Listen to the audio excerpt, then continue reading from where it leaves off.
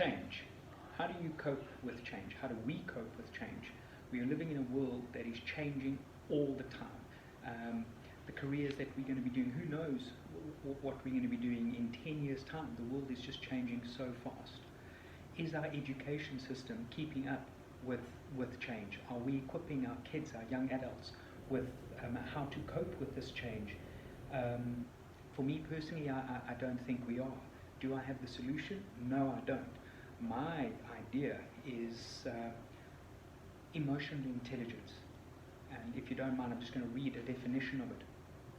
The ability to monitor one's own and other people's emotions, to discriminate between different emotions and label them appropriately, to use emotional information to guide thinking and behavior.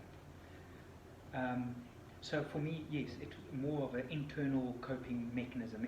If we are able to control our internal thoughts, emotions, we'll be able to adapt to change so much easier and so much more effectively.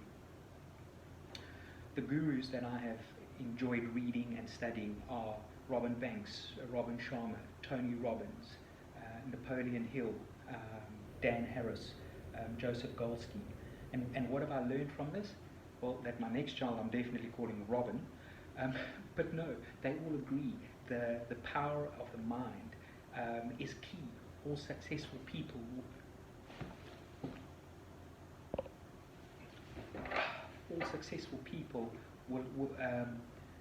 will agree, all successful sportsmen, what separates them is their ability to focus, their ability to concentrate, their ability to harness the power of the mind. So again, all the gurus agree our thoughts are incredibly important.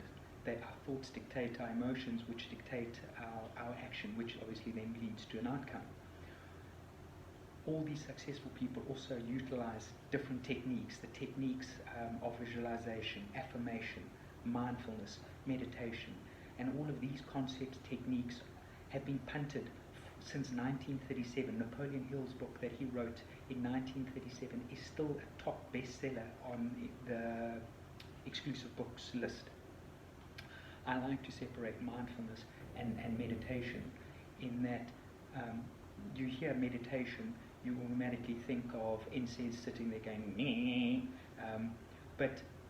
and yes, there is that to it, but mindfulness is teaching us is being aware of our thoughts and not being yanked about or controlled by our thoughts. It's the ability to recognize our thoughts for what they are and the power and influence that they can have on us.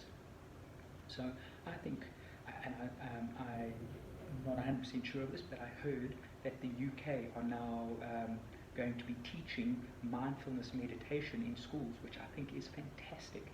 So I would like to be a little bit more proactive and teach it, practice it, and pay it forward. But what I mean by that is I'm going to continue to post short videos on and give you the sort of Reader's Digest, the juicy pearls, the cherry pearls from some of the books that I've read and that I just found totally inspirational. So you don't have to go read the whole book. You can just sit and look at my beautiful face and cherry pick the things that you'd like to implement in your life. Oh, and by the way, Pay It Forward is a movie. If you haven't seen it, I will recommend it